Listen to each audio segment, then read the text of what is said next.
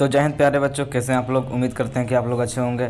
आज हम लोग बिहार बोर्ड क्लास 10th का फिजिक्स जिसका चैप्टर 1 है प्रकाश का परावर्तन, इसमें हम लोग सब्जेक्टिव प्रश्न को महत्वपूर्ण जो इंपॉर्टेंट सब्जेक्टिव प्रश्न अभी भी आए उसको देखने वाले हैं। इसका हम लोग ये पार्ट 2 लेक्चर कर रहे हैं। पार्ट 1 लेक्चर में हम लोगों ने कुछ क्वेश्चन को देख लिया था पार्ट 1 में। अगर आपने उस वीडियो को नहीं देखा तो उस वीडियो को हम पिन कमेंट में लिख देंगे, आप लोग उस वीडियो को जाकर देख लीजिएगा। ठीक, आज हम लोग पार्ट 2 में उसके आगे का क्वेश्चन देखेंगे। इससे पहले कि हम इस वीडियो को शुरू करें, आप इस वीडियो को लाइक करके चैनल को जरूर सब्सक्राइब कर दीजिएगा और इस वीडियो को अपने मित्रों के पास जरूर शेयर कीजिएगा, क्योंकि हमारा लक्ष्य है कि जो बच्चे बड़े बड़े प्लेटफॉर्म पर महंगे कोर्स परचेस नहीं कर सकते हैं उनको बेहतर से बेहतर कंटेंट, बेहतर से बेहतर नोट्स फ्री में प्रोवाइड कराया जाए। अगर आपको इसका नोट्स चाहिए तो नोट्स के लिए भी आप टेलीग्राम ग्रुप में ज्वाइन हो जाइए। डिस्क्रिप्शन में उसका लिंक दिया है, आप जाकर डिस्क्रिप्शन में देख सकते हैं टेलीग्राम चैनल, उस पर जाकर ज्वाइन हो जाइए। उस पर आपको इसका नोट्स मिल जाएगा। ठीक, आपको बेहतर से बेहतर नोट्स और बेहतर से बेहतर स्टडी मटेरियल प्रोवाइड कराया जाएगा। ठीक, तो आप लोग इस वीडियो को ज़रूर लाइक कर दीजिएगा। ठीक, तो चलते हैं। पिछले वीडियो में हम लोगों ने यहाँ तक देख लिया था। देखिए, ये सब देख लिए थे, हजामती दर्पण में देख लिए थे। ये सब हम बढ़िया से एकदम समझाए थे कि क्यों गाड़ियों के हेडलाइट में उपयोग किया जाता है, तरफ साइड मिरर में। ये सभी के बारे में हम बताए थे, आपको बढ़िया से बताए थे। अगर आपने नहीं देखा तो जाकर देख लीजिए। हाँ, कल हम लोगों ने उत्तल दर्पण का उपयोग साइड मिरर के रूप में क्यों किया जाता है इसका हम लोग देख लिए थे। ये बहुत महत्वपूर्ण प्रश्न बहुत बार पूछा जाता है, हम लोगों ने कल इसको देख लिया था। अगर आपने नहीं देखा तो पिन कमेंट में उसका लिंक है, आप जाकर देख सकते हैं। ठीक, आज हम लोग चिन्ह परिपाटी से देखेंगे कि चिन्ह परिपाटी क्या है। तो ठीक, चलिए वीडियो को स्टार्ट करते हैं। ठीक, तो देखिए पहले लिखेंगे चिन्ह परिपाटी क्या है। तो देखिए चिन्ह परिपाटी क्या है। तो देखिए गोलीय दर्पण में, गोलीय दर्पण यानी कि उत्तल अवतल, ये रहता है कुछ अवतल हो गया, सॉरी ये उत्तल हो गया, ये हो गया अवतल दर्पण। दोनों को मिला देते हैं, गोलीय दर्पण होता है ना। तो उत्तल और अवतल दर्पण। देखिए गोलीय दर्पण में वस्तुओं का प्रतिबिंब कभी आगे तो कभी पीछे बनता है, कभी उल्टा तो कभी सीधा बनता है। ठीक, अब देखिए ये हो गया गोलीय दर्पण। गोलीय दर्पण यानी अवतल और उत्तल, अवतल उत्तल होता है ना जी। ये हो गया क्या, ये हो गया उत्तल दर्पण, ये हो गया अवतल दर्पण। तो आप क्या बताए थे कि अवतल दर्पण में कभी यहाँ प्रतिबिंब बन जाता है बड़ा सा, कभी इधर छोटा सा प्रतिबिंब बनेगा, कभी अनंत पे प्रतिबिंब, तो कभी उल्टा तो कभी सीधा, कभी ऐसा बनता है प्रतिबिंब पीछे तो कभी ऐसा, कभी उल्टा बनता है तो कभी सीधा। देखिए यहाँ पर उल्टा हो गया, यहाँ पर सीधा बन गया, कभी आगे तो कभी पीछे बनता है। कभी देखिए कभी ये आगे बढ़ रहा है दर्पण के आगे, तो दर्पण के पीछे बन रहा है। तो यही कह रहा है कि गोलीय दर्पण में वस्तु का प्रतिबिंब कभी, देखिए गोलीय दर्पण हो गया, इसमें कभी आगे बनता है तो कभी, सॉरी आगे उल्टा बनता है अवतल में। ठीक, तो कभी आगे, देखिए कभी आगे बनता है तो कभी पीछे बनता है, कभी पीछे बनता है। ठीक, समझ रहे हैं। गोलीय दर्पण में तो कभी ऊपर बनता है, देखिए कभी ऊपर बनता है तो कभी नीचे बनता है। ठीक, तो ये सब क्या हो गया, इसी के बारे में कह रहा है कि गोलीय दर्पण में कभी वस्तु का प्रतिबिंब आगे तो कभी पीछे बनता है, कभी उल्टा तो कभी सीधा बनता है। इन स्थितियों में अंतर स्पष्ट करने के लिए परिपाटी की आवश्यकता हुई, जिसे चिन्ह परिपाटी कहते हैं।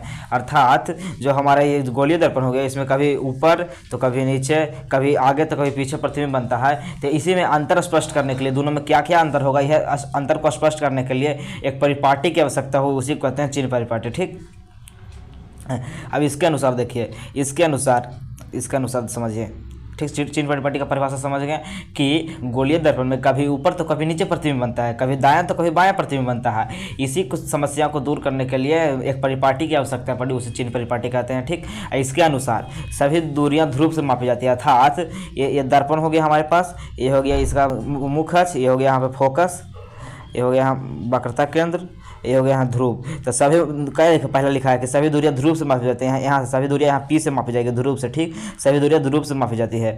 ठीक, अब दूसरा क्या लिखा है, दूसरा लिखा है आपतित किरण की दिशा में मापी गई दूरी को धनात्मक ली जाती है। यानी कि कह रहा है जो ये हो गया हमारा दर्पण, ये हो गया इसका मुख्य अक्ष।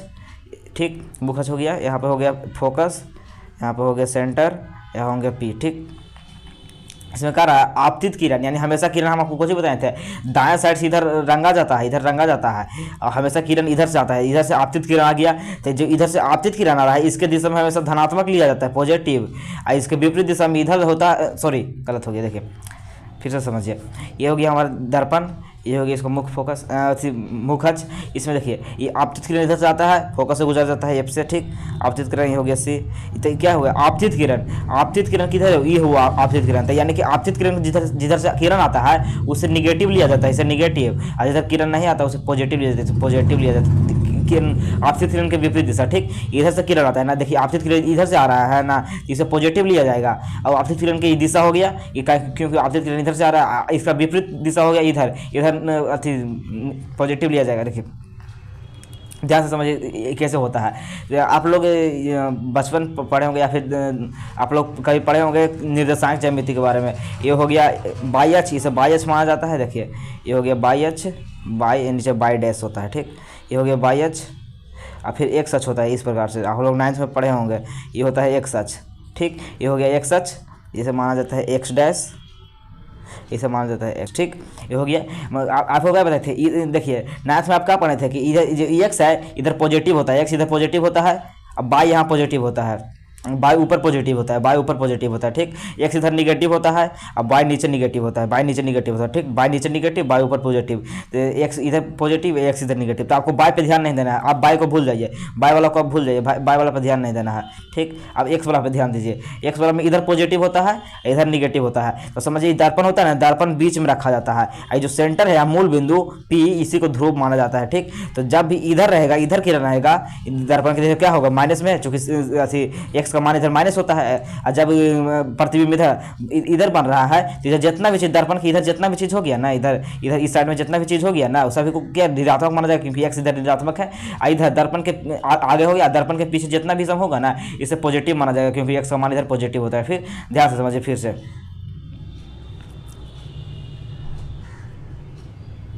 देखिए, फिर से बनाते हैं, आपको ध्यान से समझिए। ये हो गया हमारा बाई अक्ष, ये हो गया एक्स अक्ष, ठीक। अब ये हो गया हमारा दर्पण, ये हो गया हमारा दर्पण, ठीक। दर्पण की इधर एक्स अक्ष का क्या होता है, एक्स अक्ष इधर पॉजिटिव होता है, एक्स अक्ष इधर निगेटिव होता है, निगेटिव होता है ना, निगेटिव, यानी कि दर्पण की इधर जितना भी होगा पी मूल बिंदु तक होता है, यहाँ पे पी होता है, ठीक। दर्पण हो गया इधर इसका इधर दर्पण के सामने, यानी कि इधर जितना भी होगा ना, ये सब क्या होगा, ये सब पॉजिटिव। यहाँ पर इधर दर्पण की इधर जितना भी होगा ये सब क्या हो जाएगा, निगेटिव हो जाएगा। और दर्पण के पीछे इधर, यानी कि इधर जितना भी होगा ना, सब चीज पॉजिटिव होगा। एग्जाम्पल देकर समझ आते हैं। देखिए दर्पण की तरफ क्या जाता है, यहाँ पे फोकस दूरी होता है एफ, या फोकस दूरी, यहाँ बताइए ये अवतल दर्पण में फोकस दूरी क्या होगी, क्योंकि फोकस दूरी इधर होता है, अवतल दर्पण में फोकस दूरी क्या होगा, ऋणात्मक, इसलिए -f लिखा जाता है, ठीक। जब भी अवतल दर्पण में फोकस दूरी देगा ना, जैसे फॉर एग्जाम्पल के लिए दिया ना कि किसी अवतल दर्पण का फोकस दूरी 20 सेंटीमीटर है, तो उसको कैसे दर्शाइएगा। देखिए अवतल दर्पण का फोकस दूरी 20 सेंटीमीटर दिया, यानी कि अवतल दर्पण में क्या होता है, अवतल दर्पण में फोकस दूरी ऋणात्मक होता है, निगेटिव होता है, इसलिए लिख देंगे f = -20 सेंटीमीटर, ठीक। अगर देगा कि अवतल दर्पण में फोकस दूरी 20 सेंटीमीटर है, तो यानी कि उसका अवतल दर्पण कह रहा है, यानी कि उसका माइनस में होगा, क्योंकि अवतल दर्पण की फोकस दूरी माइनस होती है, ऋणात्मक होती है। क्यों होती है आप समझ गए, इधर x का मान इधर पॉजिटिव होता है, इधर निगेटिव होता है, इसलिए इसका इधर निगेटिव होता है, इसका सामने जितना भी होता है दर्पण के सामने इधर निगेटिव होता है, इधर पॉजिटिव होता है, ठीक। अगर मैं आपसे पूछ दूं कि इसमें अगर यहाँ वस्तु का प्रतिबिंब बन रहा है, तो क्या होगा, ये जो प्रतिबिंब बन रहा है, प्रतिबिंब की दूरी यहाँ P से यहाँ तक जो होगी ना, प्रतिबिंब की दूरी, ये क्या होगा, पॉजिटिव की निगेटिव। तो देखिए इसको क्या बनेगा, पॉजिटिव की निगेटिव। तो देखिए ये जितना भी होगा ना, P से I प्रतिबिंब की दूरी तक, ध्रुव से, पहला पॉइंट क्या है कि सभी दूरियां ध्रुव से मापी जाती हैं, ध्रुव से प्रतिबिंब की दूरी यहाँ तक टोटल क्या हो जाएगा, पॉजिटिव होकर निगेटिव। तो सिंपली ये निगेटिव होगा, प्रतिबिंब की दूरी यहाँ पर क्या हो जाएगा, निगेटिव। यानी कि अब अवतल दर्पण में,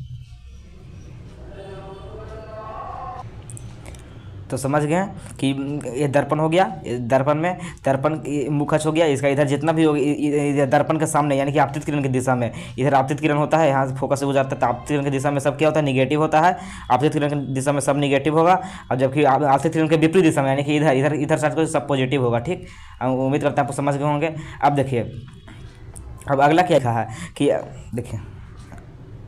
देखिए आपतित किरण की दिशा में मापी गई दूरी को धनात्मक, आपतित किरण की दिशा में धनात्मक माना जाता है, जबकि विपरीत दिशा में ऋणात्मक माना जाता है। अभी आपको बताया कि हो गया, क्या हो गया, ये हो गया दर्पण, ये हो गया मुख अक्ष। आपतित किरण की दिशा यानी कि इधर, आपतित किरण की दिशा किधर है, इधर का है ना, आपतित किरण की दिशा, आपतित किरण इधर क्या आ रहा है, यानी कि इधर के जितना भी होगा इसे धनात्मक माना जाएगा, जबकि इसका विपरीत दिशा, यानी कि इसका विपरीत दिशा इधर का हो जाएगा, इसका विपरीत दिशा इधर, यानी इधर वाला जितना भी ऋणात्मक माना जाएगा। आप एक सब बाई वाला से याद रखिएगा, इसे छोड़ दीजिए, आप खाली इसका लिखने के लिए सब लिखिएगा कि आपतित किरण की दिशा में, या फिर ऐसे लिख दीजिएगा इसके अनुसार, पहले लिखिएगा सभी दूरियां ध्रुव से मापी जाती है, दर्पण के आगे सब निगेटिव लिया जाता है, दर्पण के पीछे सब पॉजिटिव लिया जाता है, ठीक। इस प्रकार से अभी आप लिख सकते हैं, ठीक।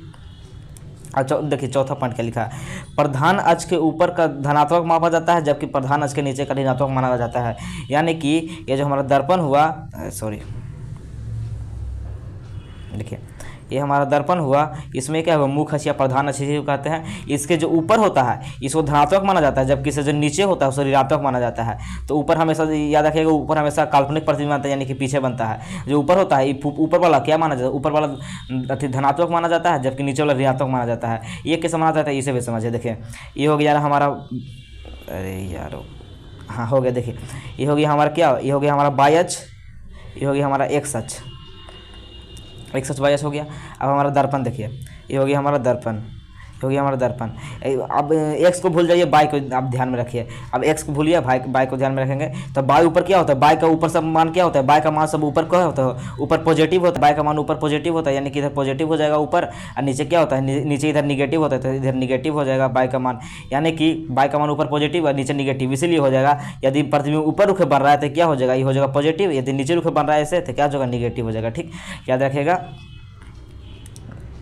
ठीक, समझ गए। यदि प्रतिबिंब ऊपर के बन रहा है तो पॉजिटिव माना जाएगा, जबकि नीचे के बन रहा है तो निगेटिव माना जाएगा। यदि प्रतिबिंब ऊपर के बन रहा है लेकिन इधर बन रहा है, इधर बन रहा है, तो इसको क्या पॉजिटिव माना जाएगा, सॉरी निगेटिव माना जाएगा। ठीक, यदि ये हो गया हमारा दर्पण, ये हो गया ये मुख अक्ष। अब इसका देखिए इधर जब दर्पण के आगे, यानी दर्पण के आगे इधर बन रहा है तो इसे क्या माना जाएगा, पॉजिटिव, सॉरी निगेटिव। जबकि इधर दर्पण के पीछे बनेगा तो इसे पॉजिटिव माना जाएगा। ठीक, यदि दर्पण के उल्टा बन रहा है, उल्टा बनेगा, नीचे रुखे तो यहाँ बनेगा तो इसे निगेटिव माना जाएगा, जबकि यहाँ बनेगा ऊपर रुखे तो इसे पॉजिटिव। ठीक, याद रखिएगा हमेशा ऑलरेडी पॉजिटिव होता है। ठीक, ये समझ गए कि दर्पण, ये जो दर्पण हो गया, फिर से समझिए कि चिन्ह परिपाटी किसे कहते हैं। तो दर्पण में कभी ऊपर के बनता है प्रतिबिंब तो कभी नीचे के प्रतिबिंब बनता है, कभी दाएं दर्पण के आगे बनता है तो कभी दर्पण के पीछे बनता है। इसी को सॉल्यूशन के लिए हमें चिन्ह एक परिपाटी की आवश्यकता पड़ी, जैसे चिन्ह परिपाटी कहते हैं। अब इसके अनुसार सभी दूरियां ध्रुव से मापी जाती है, यानी पी से। और दूसरा पॉइंट लिखेंगे, इसमें दर्पण के आगे, दर्पण के आगे हो गया ना, दर्पण के आगे ये सभी क्या होता है, दर्पण के आगे सब ऋणात्मक होता है, जबकि दर्पण के पीछे क्या होता है, धनात्मक होता है, पॉजिटिव होता है। ठीक, और दर्पण के ऊपर मुख अक्ष है ना, दर्पण का मुख अक्ष, मुख अक्ष के ऊपर क्या होता है, बाई अक्ष के ऊपर क्या होता है, पॉजिटिव, यानी दर्पण के ऊपर पॉजिटिव माना जाता है, जबकि दर्पण के नीचे निगेटिव माना जाता है। खाली इतना लिख दीजिएगा, ठीक हो जाएगा।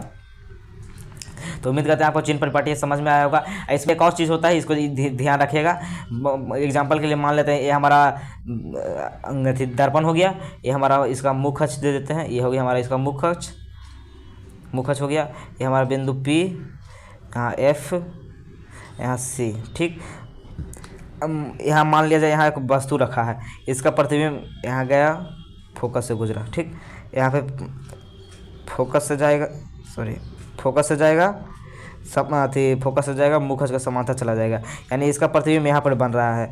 सपोज दैट इसका प्रतिबिंब यहाँ पर बन रहा है, तो इसमें जो P हो गया, P से वस्तु की दूरी है, वस्तु कहाँ रखा है, P से वस्तु की दूरी जितना भी होगा ना, वस्तु की दूरी, इसे U से सूचित किया जाता है, वस्तु की दूरी को U से सूचित किया जाता है। ठीक, वस्तु की दूरी, ठीक, वस्तु की दूरी को U से सूचित किया जाता है। ठीक, याद रखिएगा, वस्तु की दूरी U से सूचित किया जाता है। और जहाँ प्रतिबिंब की दूरी यहाँ बन रहा है, यहाँ जो प्रतिबिंब की दूरी P से F तक यहाँ प्रतिबिंब बन रहा है, तो प्रतिबिंब की दूरी को V से सूचित किया जाता है। ठीक, अब आपको बताना है कि अवतल दर्पण क्या है, अवतल दर्पण, अवतल दर्पण में वस्तु की दूरी क्या होगा, पॉजिटिव की निगेटिव।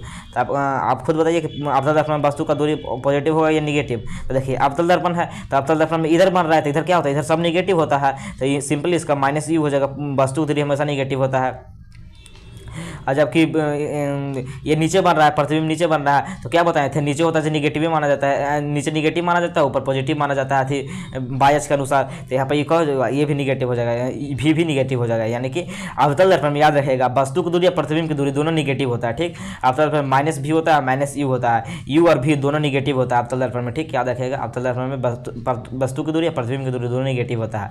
अब उत्तल दर्पण में समझते हैं, हमारा उत्तल दर्पण ये होगा मुख अक्ष, ये हो गया हमारा, मान लिया जाए यहाँ प्रतिबिंब रखा है। ठीक है, इसका प्रतिबिंब यहाँ बन रहा है छोटा सा। ठीक, यहाँ से प्रतिबिंब बन रहा है। तो बताइए अवतल दर्पण में यहाँ फोकस हो गया, मान लिया यहाँ फोकस है, यहाँ सेंटर है, उत्तल दर्पण। अब उत्तल दर्पण में फोकस क्या होता है, क्योंकि ये सब पॉजिटिव होता है, तो उत्तल दर्पण में फोकस दूरी क्या हो गया, यानी फोकस दूरी उत्तल दर्पण में पॉजिटिव होता है, यानी कि पॉजिटिव होता है, फोकस पॉजिटिव होता है। और वस्तु प्रतिबिंब की दूरी देखिए, प्रतिबिंब यहाँ बन रहा है, इधर क्या, इधर पॉजिटिव है पूरा, प्रतिबिंब जब यहाँ बन रहा है तो इधर पूरा पॉजिटिव होता है, क्या हो जाएगा, ये पॉजिटिव हो जाएगा, यानी कि भी पॉजिटिव होता है, पॉजिटिव भी होता है, ठीक। भी यानी कि भी यानी कि वस्तु की दूरी को भी से सूचित करते हैं, प्रतिबिंब की दूरी को यू से सॉरी वस्तु की दूरी को यू से या प्रतिबिंब की दूरी को भी से सूचित करते हैं, ठीक, याद रखिएगा। अब यहाँ पे देखिए वो उत्तल दर्पण में वस्तु की दूरी चूंकि इधर है तो इधर निगेटिव माना जाता है, तो ये क्या हो जाएगा, निगेटिव, यानी कि यू हमेशा चाहे उत्तल हो चाहे अवतल हो, ठीक। ये हो गया उत्तल, इसमें भी इधर वस्तु रखा जाएगा, ये हो गया अवतल, इसमें भी इधर वस्तु रखा जाएगा, इधर निगेटिव होता है इधरों निगेटिव होता है, यानी कि उत्तल अवतल दोनों में यू क्या होता है, यू हमेशा negative, you is always negative, ठीक, याद रखेगा, यू हमेशा निगेटिव होता है, यानी कि वस्तु की दूरी हमेशा निगेटिव होता है, ठीक। उम्मीद करते हैं आप समझ गए होंगे। अब अगला प्रश्न देखते हैं। अगला प्रश्न है, अवतल दर्पण, उत्तल दर्पण और समतल दर्पण की पहचान बिना स्पर्श किए कैसे करेंगे। यह बहुत महत्वपूर्ण प्रश्न है जो कि बार परीक्षा में पूछा जाता है, ये कि अवतल दर्पण, उत्तल दर्पण तथा समतल दर्पण तीनों की पहचान बिना छुए कैसे करेंगे। छू देंगे तो पता चल जाएगा कि जो उठा हुआ महसूस होगा उसे कहते हैं उत्तल दर्पण, और जो अंदर की धंसा हुआ महसूस होगा उसे अवतल दर्पण कहेंगे, जो चिकना दम प्लेन होगा उसे समतल दर्पण कहेंगे। तो छू के महसूस करेंगे, बिना छुए कैसे पता करेंगे कौन कौन सा दर्पण है। तो देखिए इसका आंसर क्या लिखेंगे कि देखिए बिना छुए बिना स्पर्श किए, देखिए बिना स्पर्श किए कैसे करेंगे। मेज पर रखे 3 दर्पणों को बारी बारी से करने पर पता चलता है कि देखिए पहले समझते हैं कि स्पर्श की करके कैसे करेंगे, उसके बाद जानेंगे नीचे। देखिए उसके बाद है कि बिना स्पर्श के, देखिए यहाँ लिखा हुआ है बिना स्पर्श किए हुए कैसे पहचानेंगे। उसके पहले हम लोग जान लेते हैं कि स्पर्श करके कैसे पहचानेंगे, क्योंकि ये भी प्रश्न हो सकता है कि पूछ दिया कि स्पर्श करके पहचानना है तो कैसे लिखेंगे। देखिए पहले स्पर्श करके कैसे पहचानेंगे, तो देखिए मेज पर रखे 3 दर्पणों को बारी बारी से स्पर्श करने पर पता चलता है, यानी कि मेज पर रख देंगे 3 दर्पण, उसको बारी बारी से स्पर्श करेंगे। हम आपको बिना स्पर्श किए भी बताएंगे, देखिए इसके नीचे बिना स्पर्श किए पहले बताएंगे, लेकिन पहले स्पर्श करिए जान लीजिए, ठीक। तीनों को पता चलेंगे तो स्पर्श के बहुत तो आसान है, तीनों को बारी बारी से छुएंगे दर्पण को। जिसका परावर्तक सतह धंसा होगा अंदर की ओर उसे कहेंगे अवतल दर्पण, जिसका परावर्तक सतह उठल होगा उसे उत्तल दर्पण कहेंगे।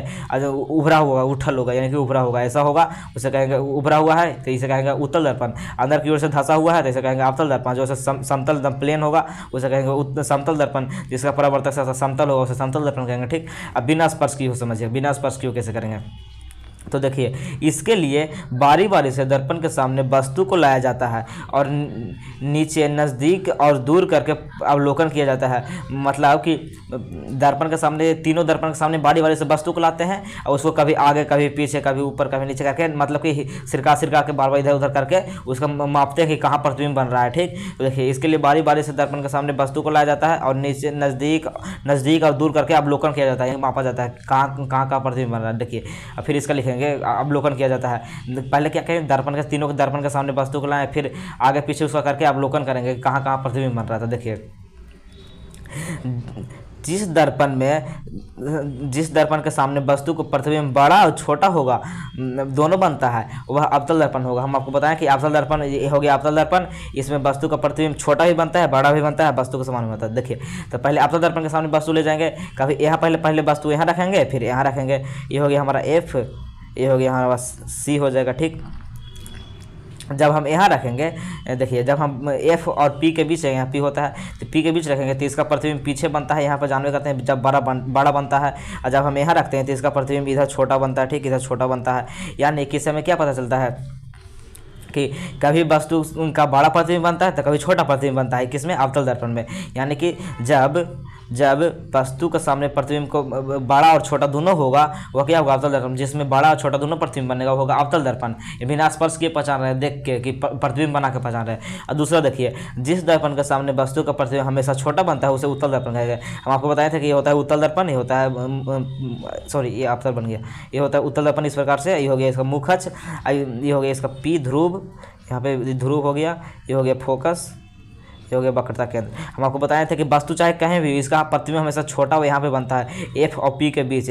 अगर हम वस्तु रखते हैं, इसके अलावा वस्तु अनंत पे रख सकते हैं, अनंत पे रखेंगे तो फोकस भी बनेगा। यदि हम यहाँ रखेंगे तो यहाँ रखेंगे तो इसको यहाँ से जाएगा, परिवर्तित होकर यहाँ से जाएगा, वापस यहाँ पे बन जाएगा, यानी कि यहाँ पे बनेगा। तो देखिए हमेशा छोटा प्रतिबिंब बनता है, किसमें, उत्तल में हमेशा छोटा बनता है, जबकि अवतल में बड़ा और छोटा दोनों बनता है। ठीक, ये तो इससे हमें पता चला जिसमें हमेशा छोटा प्रतिबिंब बनेगा वो क्या होगा, जिसमें फिर वस्तु को यहाँ रखेंगे, कहीं भी रखें वस्तु को, हमेशा यही छोटा प्रतिबिंब बनेगा।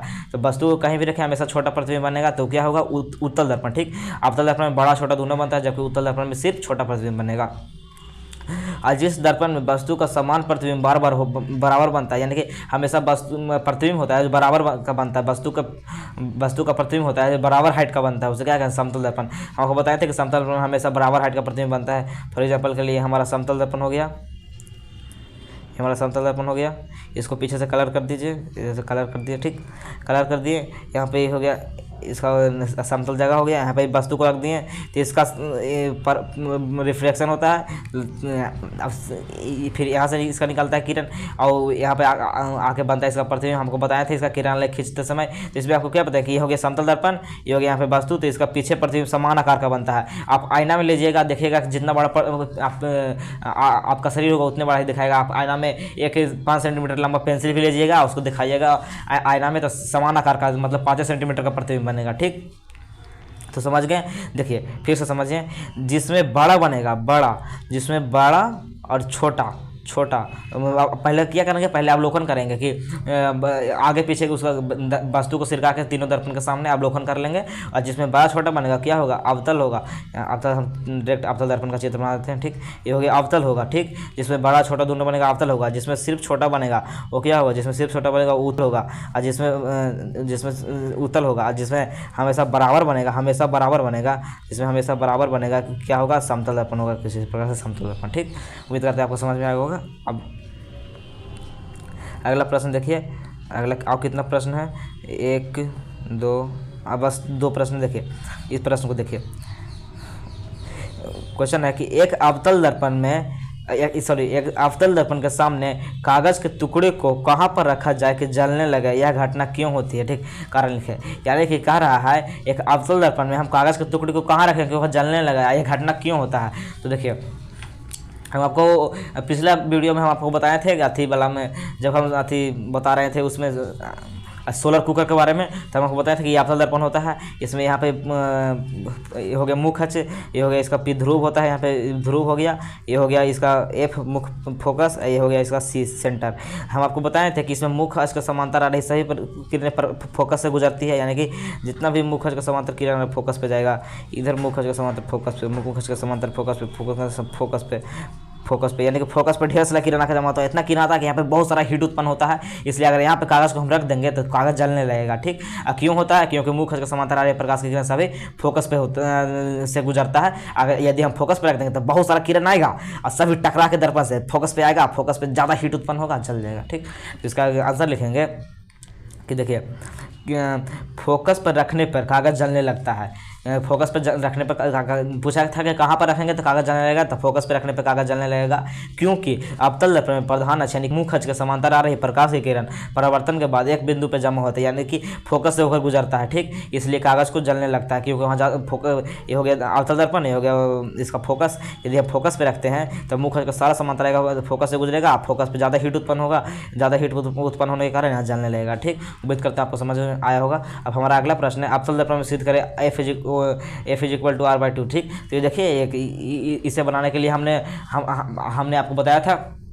एक खास इस पर ही वीडियो बनाया था कि अवतल दर्पण में R=2F कैसे प्रूव करें। इस पर हमें खास वीडियो बनाए हैं, वो हम पिन कमेंट में उसका लिंक दे देंगे, या फिर आप जाके वीडियो के अथी अवतल दर्पण का अथी देखिएगा ना, प्ले लिस्ट बना हुआ है हमारे चैनल पे, आप प्ले लिस्ट में जाके भी देख सकते हैं। उसमें R=2F कैसे प्रूव करें अवतल दर्पण में हम आपको बता दिए हैं। आप पिन कमेंट में भी इसका लिंक दे देंगे कि R=2F कैसे प्रूव करें। ठीक, तो आप लोग पिन कमेंट में इसका लिंक दे देंगे कि अवतल दर्पण में R=2F कैसे प्रूव करें। ठीक, क्योंकि इसका एक लंबा चल जाता है लेक्चर। ठीक, तो वीडियो काफ़ी लंबा हो जाएगा। ठीक, तो उम्मीद करते हैं आपको समझ में आएगा। इसी के साथ हमारा जितना भी महत्वपूर्ण प्रश्न समाप्त होता है।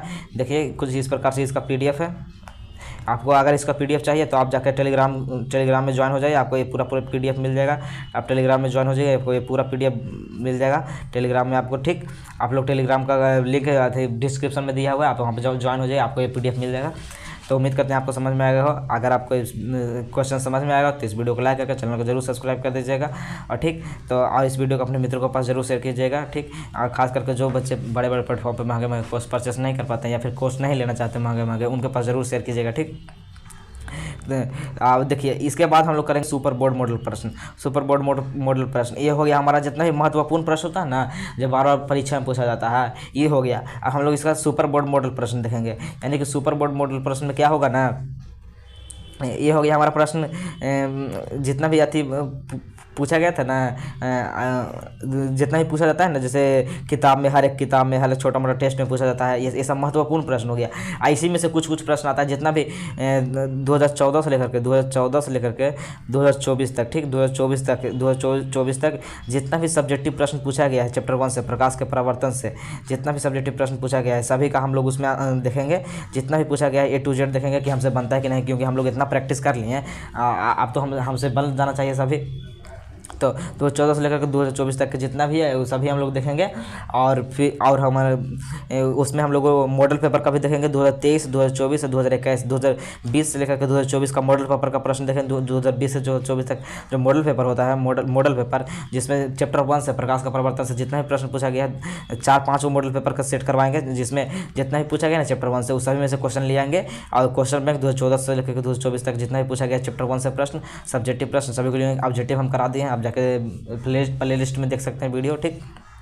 सब्जेक्टिव हम कराएंगे, उसमें मॉडल प्रश्न होगा। और फिर जो first terminal exam, second terminal exam, sent up exam होता है ना, उन सभी में से हम प्रश्न ले आएंगे। जितना भी प्रश्न बनता है ना, जो कभी कोई ना कोई परीक्षा में पूछा गया है कभी ना कभी, या फिर मॉडल पेपर में दिया गया है, उन सभी का हम लोग देखेंगे ठीक। तो उसे कहेंगे हम लोग सुपर बोर्ड मॉडल प्रश्न, क्योंकि उसमें से A to Z 100% लड़ेगा। अगर आपको वो नोट्स आप ले लेंगे तो उसका 100% लड़ेगा ठीक। तो उसको हम लोग अगले वीडियो में आगे की क्लास में देखेंगे। तो अगर वीडियो अच्छा लगा तो इस वीडियो को लाइक करके चैनल को जरूर सब्सक्राइब कर दीजिएगा और कमेंट करके जरूर बताइएगा कि आपको वीडियो कैसा लगा है, क्योंकि आपके कमेंट का बहुत इंतजार रहता है। कमेंट से प्रेरणा मिलता है, मोटिवेशन ठीक। तो आप लोग कमेंट करके जरूर बताइएगा कि आपको ये वीडियो कैसा लगा है ठीक। तो मिलते हैं नेक्स्ट वीडियो में। अब दर्पण सूत्र होता है ना, V+1y=1/f, उसे हम लोग प्रूव करना अच्छी ढंग से समझेंगे बोर्ड पे ठीक। तो मिलते हैं नेक्स्ट वीडियो में, तब तक के लिए जय हिंद, धन्यवाद।